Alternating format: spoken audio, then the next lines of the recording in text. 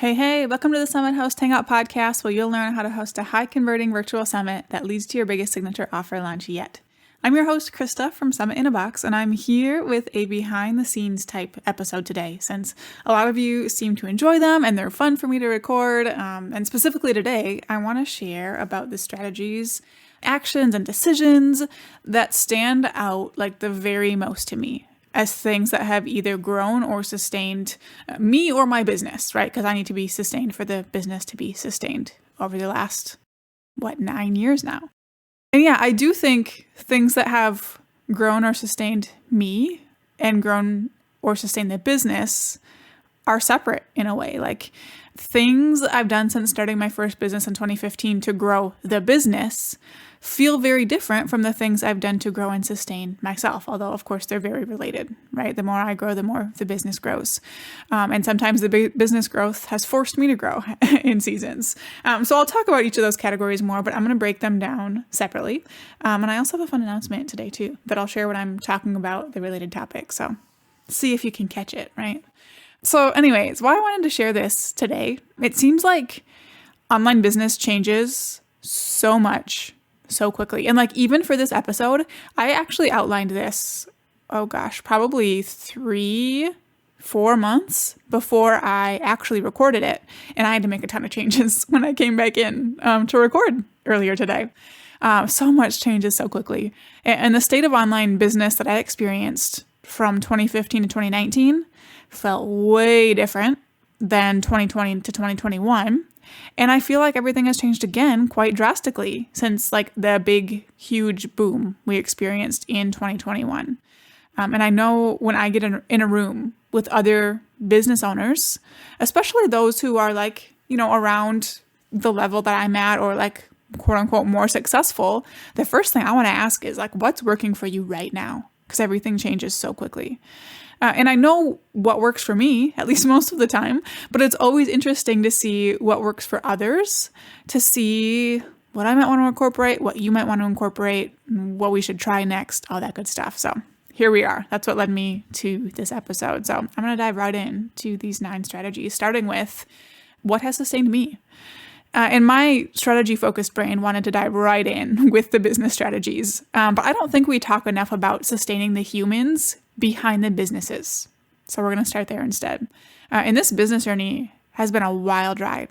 And I can think back to so many seasons of just intense, unhealthy levels of anxiety and just being sure that I was going to fail, to seasons of incredible hustle and totally losing track of what mattered in life.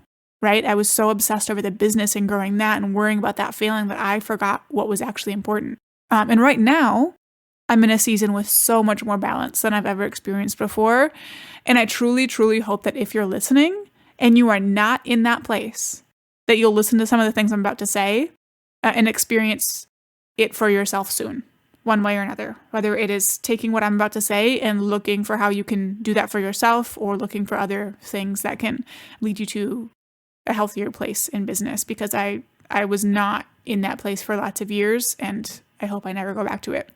So yeah, because like this place I'm in right now is sustaining me, but I got there through these things I'm about to share and through hard times and, kind of coming up for air and being like, wait, I don't want this. I'll also say that I started my first business in 2015. I'm recording this in 2023. It'll come out in 2024. But like, I would say mid 2023, late 2023 is the first time I've been able to say that I have felt at peace and balanced and happy with exactly where I'm at in business without the need to hustle and grow or force things or lose track of what's really important in life. So it took me 8 years.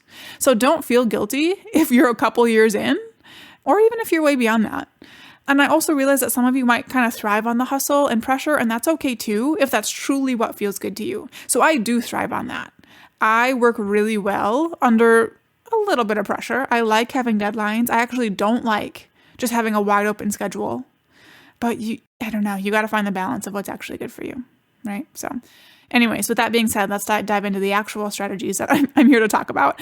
The number one biggest thing that I can see that has sustained me and my health as a business owner, especially after doing my first one-on-one project in years in way early 2023, is moving away from one-on-one work. Biggest thing that has sustained me. And this is not me saying this like in any sort of strategic way because I want everyone to have courses or anything like that. I honestly don't think we need that. We need service providers, right? But me and offering one-on-one services absolutely do not mix. I'm a full-on people pleaser. I'm very highly sensitive. I tend to overcommit a little bit. I'm really great at assuming people hate me. And then I drive myself into like such intense anxiety if I think there's the slightest thing that's wrong. And like, I can't function. Like, I cannot.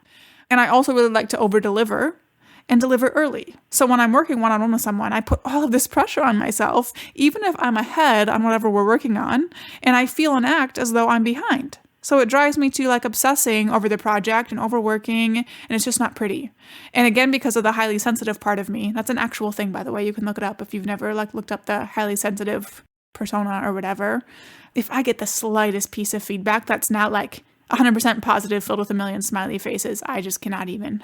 So I know some of this could be worked through with coaching or therapy or something like that, but I'm not convinced that all of it could be, and I don't want to deal with it, right? So I'm so glad that I made the decision to cut off my services after launching the Summit in a Box program in 2020. It is the best decision I made for my mental health, and I am grateful every single day for the sales that come in and the Summit hosts that choose to trust me to help them bring their events to life with our programs. And I like takeaways, so to give you a takeaway here, pay attention to which of your offers feels easy or fun, and which ones feel anxiety-inducing and stressful. And see how you can shift to more of the offers that like fill your cup or are just easy for you, even if it's a long game. Do that, right? Like I first started trying to offer digital products in 2016, and it wasn't until 2020 that I finally found something that could sustain my business without services. So it can be a long game, and that's okay. Just keep working towards it. All right. The second thing that has sustained me as a business owner, hands down, is working with my coach. So I work with Caitlin Kessler, who you've probably heard me talk about before. You can find her at CaitlinKessler.com. She's super active on Instagram and has great content there. She has an awesome newsletter called The Shift. She has a great podcast called Spacious. But her whole idea is creating sustainable success and doing it through ease and feeling good. And working with her has like completely transformed me. And because of that, my business. Now, this isn't supposed to be like a sales pitch for her, but I think everyone should work with her. But to give context, I feel like I need to give you a bit of a before and after. So before I started working with her, I was convinced that my business was going to come crashing down at any moment. Absolutely convinced. I knew at the time I needed to be bringing in about $40,000 per month to keep things going. And it just felt impossible to do it forever. I was like, I cannot keep bringing this in, and it's going to stop working, and I'm going to have to shut everything down. And because of that pressure I felt, my answer was to work. And I was good at working, kind of. I worked every spare second I had. I woke up at 4 a.m. and worked until my girls got up. I literally allowed like 5 minutes for a short Bible study or prayer a couple times a week. I'd guilt myself into allowing for, a 20-minute workout or something like that. Even though both of those things are so important to me, I prioritize work above them. And then like the whole time I was getting my girls ready for the day, I'd feel rushed and pressured and like I needed to get back downstairs to be working. So I missed so many like precious moments with them. And like the second the babysitters got here, I was hustling downstairs. And like since my girls are home, my oldest is in kindergarten now, but we've always had like part-time childcare. I've always had different blocks of work time throughout the years. It's always been different and fluctuating based on kid stages and nap schedules and who's willing to come, hang out with them for a bit. But yeah, when I was taking a break from work to be a mom, all I was thinking about was how quickly I could get back downstairs to my desk. In the evenings, I was stressed about work, and I'd work after they went to bed or stare at the computer screen, too tired to work, like kicking myself for not getting anything done, even though I know my brain shuts down after like 7 o'clock. And on weekends, I worked. My husband would bring my girls on some kind of fun adventure every Saturday so I could sit at my desk and work. Like, it was 100% a problem, and I couldn't see it. I was so obsessed and felt so much pressure over forcing my way to keeping up those $40,000 months. But this was my answer for feeling like my business was set up to fail unless I did a bajillion things to save it. And working with Caitlin has literally changed all of that. Like all of it. She helped me see that my business is actually set up for success. And the continued success just happens. She helped me see that 40K months weren't a problem and that it was safe to set my goals higher and work towards much higher goals in a much healthier way. And all of that pressure and hustle is literally not there anymore. I don't feel it. I take weekends off. I take full weeks off for no reason, just because I know the downtime is good and I deserve to get a break. And my breaks are good for my business. I don't work nights. Instead of getting up at 4 o'clock and diving straight into work, I get up at 5, so I'm not a zombie. And instead of working right away, I spend 45 minutes with God, either praying, doing a Bible study, listening, mix of those things, and then I spend 45 more minutes exercising every day of the week, at least that I feel like it. And my mornings are just so much more spacious and restful and healthy. And I love my time with my girls and have found joy again in being with them. And let me tell you, I beat myself up a lot when I woke up to how much I was missing by feeling like they were somehow in the way of work, which is ridiculous now when I say it, but that was just the reality I felt at the time. But I'm so grateful that I woke up to it while they're still little. And my days that I am working are so much more chill and ease-filled than they used to be. And instead of juggling a bunch of projects at once, I focus on one thing at a time or 0 things at a time. And I just let the business do its thing. And I could go on, but my point here is working with a coach, for me that's Caitlin, is 100% why I am sustained personally and growing myself in this business. And if you don't have that type of support, if your mindset and your success are all riding on you, I would really suggest that you look for some support. I went for years thinking I didn't need a coach because I knew the actions I needed to take and things like that. But the truth was, I didn't need a business coach to tell me how to run my business. I needed someone to support me. And I'm so grateful I found that. So that has just been, that's a big part of why I can even record this episode. I wouldn't have been able to reflect well enough before to record anything like this. And it has been really great. I'm very thankful. So yeah, that one was longer than I planned it to be. So I'll make these next couple quick. The third thing that has sustained me is my team. My team structure has looked different over the years with different people and workloads and tasks for those people. So the structure part of it doesn't matter as much. And I am going to break down the full evolution of my team over the years in an episode coming out. I think it's going to be a month and a half, 2 months. But what I know for sure is that having people to take full ownership of tasks that I'm either not good at, don't enjoy, or that take away from the types of tasks the quote unquote CEO is supposed to be doing, that has had a huge part in sustaining me. The business growth is one thing, but my being able to continue enjoying work and not having a million things on my plate, that is the part that stands out to me. So let's take Kate, for example. If you somehow have not heard me talk about Kate, or haven't seen her name pop up in our Facebook group or anything, she's a full-time employee and absolutely my right-hand woman. I can count on her to take care of anything and do it well and happily, and she just truly wants to support me and all of you, and it is just wonderful. And I've worked with people before who got annoyed when I assigned them tasks, and I felt anxious anytime I did it. But Kate just takes things off my plate and does it happily, and I'm a better business owner because of it. And one of the things that she does that's most helpful for me and the human side of me is acts as my shield. So I don't see crappy emails or comments on ads or negative survey responses as long as she can help it, which would all bring me down for the day or more. Again, highly sensitive. Words matter to me. It all goes through my Kate filter. And, if there is something hidden behind harsh words that I need to know, sometimes, it is valid feedback. It gets presented to me in a way that isn't going to destroy me. And that is just very important to my ability to function well. But then also, it's just the millions of tasks she has on her list every day that aren't taking my attention away from the strategy things I'm going to talk about in just a couple minutes. So team has been huge. The last thing I'll say has sustained me, but again, also the business, is investing in programs and coaching and tools when I'm ready to do something new. And this is not me setting you up to be oh, time to invest in something to help you host a summit. This is the truth. I used to be the type of person who wanted to just figure everything out for themselves. And I know for a lot of people, and for myself when I was starting out, you might not have any type of disposable budget. So you have to figure it out yourself, and that's okay.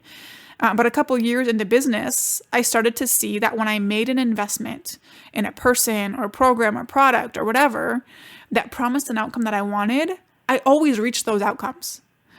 And now I really don't ever even try to just figure something out on my own, because I personally don't think it's worth my time to experiment and feel extra anxiety and cross my fingers and try to reinvent the wheel and just hope something will work when someone else has already done that for me, tested it, and has a proven process, hopefully templates that can speed up whatever it is I'm trying to do and lead to better results way faster. So investing in other people and programs and tools is something that just makes my life so much easier. I do not hesitate to do it.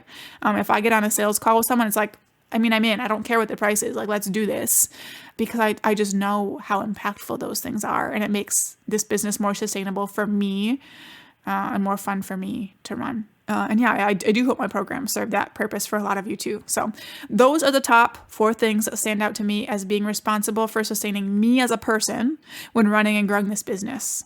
Moving away from one-on-one services, having a coach, an awesome team, and investing in people and tools when I'm implementing something new. So now let's change gears and talk about what I feel has sustained and grown the business.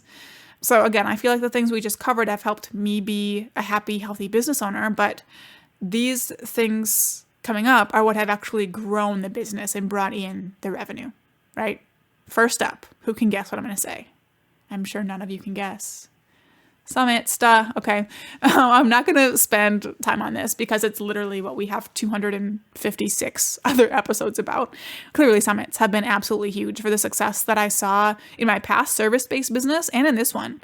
List growth, immediate revenue, program revenue, relationships, being seen as an industry leader, all of those things. And I'll leave it at that. And if you want to learn more about where you should start for making summits one of the top builders and sustainers for your business, go to summitinabox.co/playlist for a curated playlist of episodes for your specific business model. Whether you're just starting, running a membership, course, high ticket program, services, whatever, we have playlists for each of those business models. So you can check that out for more information there. So I'll leave it at that. Summits have been huge. As much as I love summits, I am personally not the kind of person who is going to run them 4 times a year, even 2 times per year, to let them be my only way of growing my audience and bringing in revenue. Some people love it. I have lots of clients who host 4 summits per year. I have one who does 9. But it's just too much for me. I don't want my task list always that busy. The outreach side of things just feels like a lot for me. Again, I think it's the highly sensitive part. So, once a year, every 2 years is kind of what I've been doing lately. And because of that, I need something smaller to engage my audience and bring in cash a couple times per year between summits.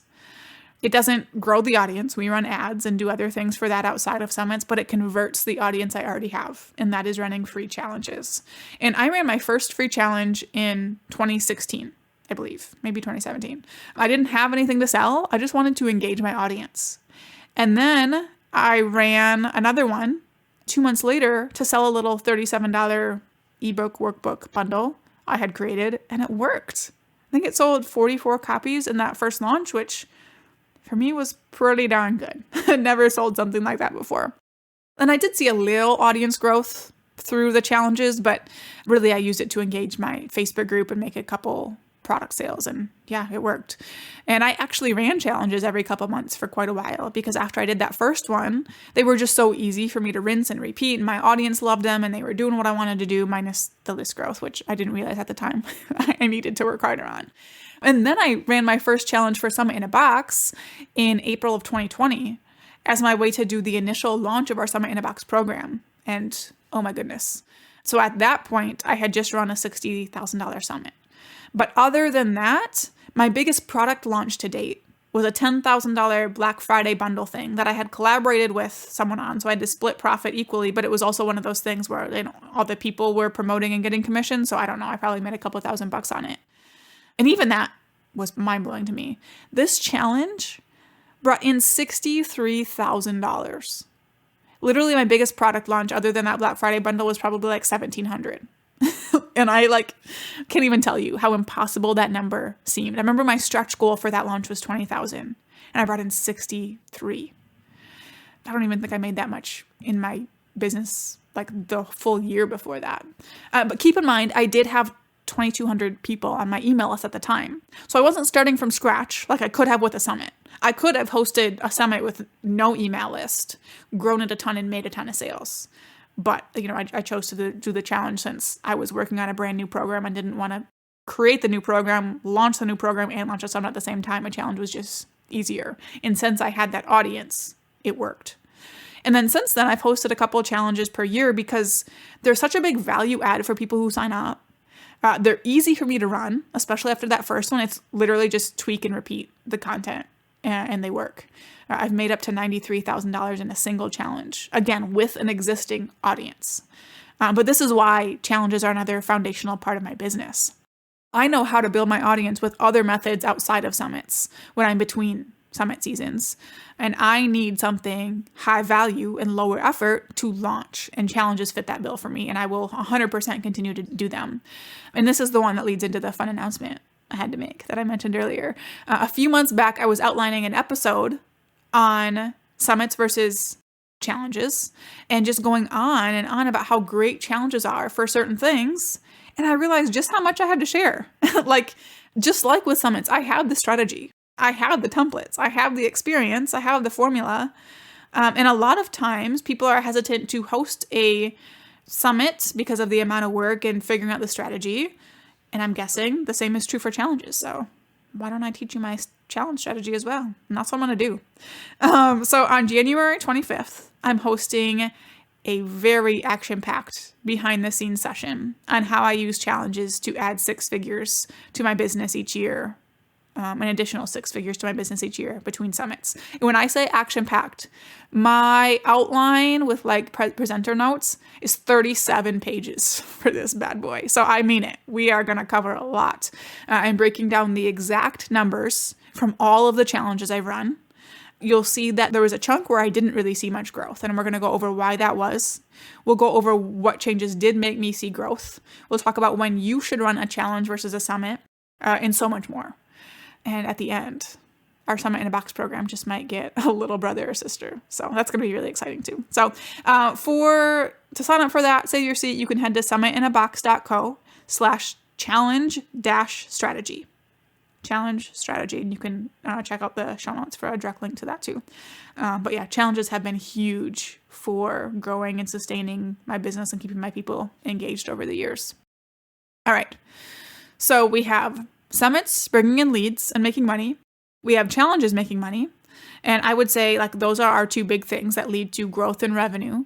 But to keep up the ease-filled energy that I talked about in the first part of this episode, only relying on live launches 100% does not do it for me. I did that for a lot of years, quarterly launches or more. So the next big thing that sustains this business, more than grows it, is our evergreen funnels and offers. So I usually, historically, have done 3 to 4 public-facing launches per year. But I don't want those 3 to 4 times to be the only times someone can join our programs. And I also don't want to fully rely on those to keep our business afloat, right? And another reason I don't want to just rely on those, it's not just the monetary standpoint and my energy, but it's also because if someone wants to host a summit, I don't want them to have to wait months to join our programs if they want to host a summit now, and they're not going to wait, right? They're going to go try to figure it out themselves or go find another program that's not as good or doesn't align with their values as much. So we have things set up so someone can fairly easily find and join our programs right when they join our email list and really any other time as well. We also recently have started regularly beginning and engaging in conversations with people that just kind of naturally lead to sales conversations and sales if it's a good fit. And I can let them into our programs anytime with our evergreen model rather than being like, yeah, I could help you. I'll see you in 2-3 months. Peace out. I can help them at any time, which is really great and great for the business and great for our people also. All right, a couple quick ones here. The next thing that I would say has grown and sustained the business is my relationship with my audience and my peers. And relationships with industry experts means that there are other people sending traffic and customers our way. It means I have a net of support when we launch. It means I know who to ask when I need help with different things. So those relationships are so important to me. And, not even counting just the friendships. And then the relationship I have with so many of you in my audience and our clients and customers also sustains this business. And me too, really, right? That's what makes me want to show up every day. If you were to ask me, like, I think it was about a year ago that my coach had me do this, she was like, I want you to take note of what you do every day that really lights you up. And if you would have asked me before I did that, I'd have been like, client support, talking to people, things like that, not my strong suit. I just want to sit in a dark room in silence. But all of the things that I said lit me up were things related to talking to you, whether it was recording for this podcast, talking to people on social media, supporting our clients, engaging in our Facebook group, writing emails. So yeah, that's one side of it. It makes me want to show up every day. But you all sharing about us and feeling comfortable joining our programs when the time is right, like that is vital to the success we've had. Obviously, I wish you could see, I wish I even knew how many people we pay affiliate payouts to every month, but it is a lot. There's a lot of different people getting affiliate payouts every month, and that means so much to me to see that list. So thank you to every one of you who has supported us in any way, whether it's joining a program, telling someone else about it, listening, all of that stuff. I know it's cheesy, but it's why I'm here, right? All right. Finally, I will say that consistency on my main platforms has also been huge for sustaining our growth. And that is not to say that I don't disappear sometimes. As of right now, as of recording this, I have been doing a terrible job over the last probably 2-3 weeks showing up in our Facebook group on Instagram. But usually I do a good job, right?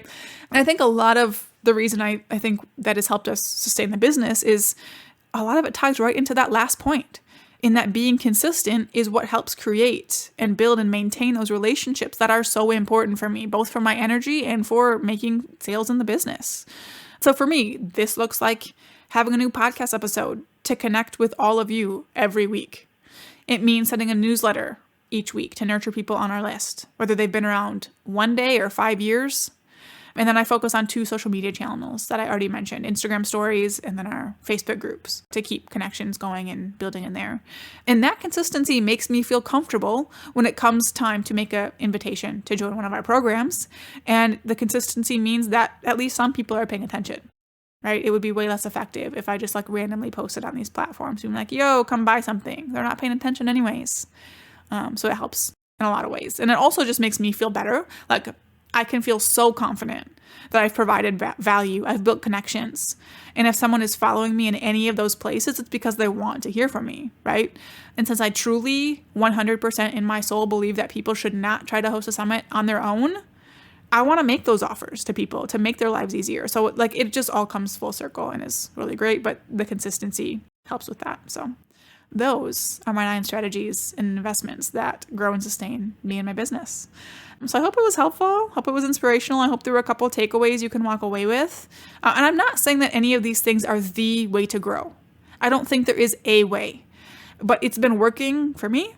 And it's what, I'll keep trying to make work for as long as possible because, I love it. It plays to my strengths. It feels all that good stuff. So anywho, thank you so much for tuning in. For show notes and resources mentioned in this episode, head to the link in the episode description wherever you're listening. And I want to invite you again to the live strategy session I'm hosting on January 25th to share how I use challenges to add 6 figures in additional revenue to my business each year between summits. And I'll break down how I've made anywhere from $0 to $93,000 through a single challenge. I'll share other benefits that come from hosting them, how they can fit with your business model, why they pair perfectly with summits, and how to know whether a challenge or summit is the best next move for you. So you can head to summitinabox.co/challenge-strategy to sign up. And I'm sure we'll have something else, a replay or something for you there if you're listening to this after it happens. So still check out that link if you're interested. Now go out and take action to plan, strategize, and launch your high converting virtual summit.